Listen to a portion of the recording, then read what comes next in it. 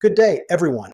Today we begin our discussion on the fundamentals of risk management by dissecting NIST's special publication 800-39, which is entitled Managing Information Security Risk.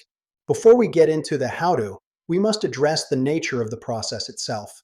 Risk management is not a technical task to be finished. It is a holistic, organization-wide activity. By holistic, I mean it is a comprehensive process that requires the involvement of every level of the hierarchy.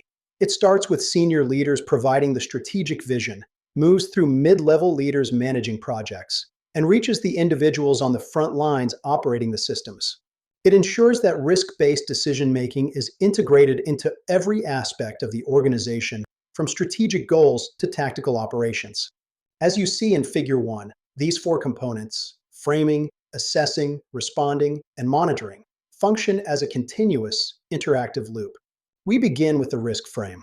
This is the foundation. Its purpose is to produce a risk management strategy that makes the organization's risk perceptions explicit and transparent. Without a frame, your risk decisions lack a baseline for what is actually acceptable. To establish a credible risk frame, an organization must identify four pillars. First, risk assumptions. We must be clear about what we believe regarding threats, vulnerabilities, and the likelihood of occurrence. Second, risk constraints. What limits our ability to assess or respond? These could be budget caps, legal requirements, or technical legacy issues. Third, risk tolerance. We must define the levels and types of risk the organization is willing to accept. And finally, priorities and trade-offs.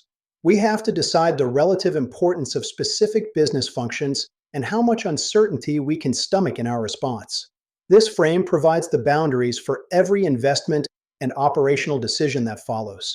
Once that frame is established, we move to the second component, risk assessment. The goal here is to determine the degree of harm and the likelihood of that harm occurring. However, a NIST-compliant assessment requires more than just identifying threats and vulnerabilities.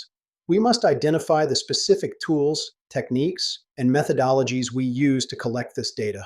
We have to be transparent about our assumptions and the frequency with which these assessments occur.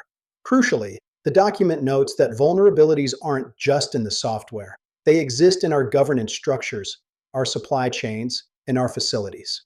We are looking for the potential impact on organizational operations, assets, individuals, and even the nation.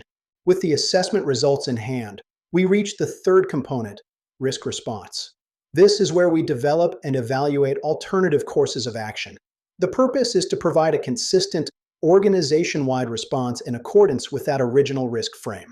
As you've read, there are 5 primary paths. You can accept the risk, avoid it by ceasing the activity, mitigate it through controls, share it, or transfer it, perhaps to an insurance provider or a third-party vendor.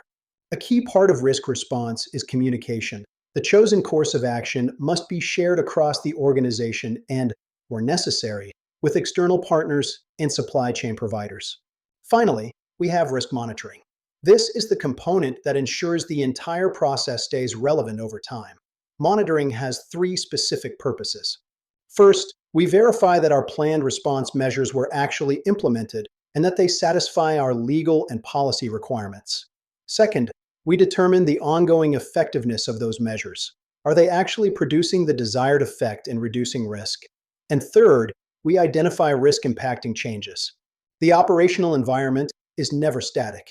New threats emerge, software vulnerabilities are discovered, and organizational culture shifts. Look at the bidirectional arrows in Figure 1. This highlights the flexibility of the process.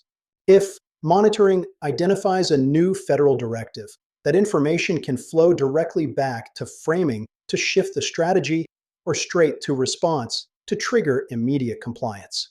This constant communication and feedback loop are what allow an organization to move from a reactive posture to a proactive, resilient one.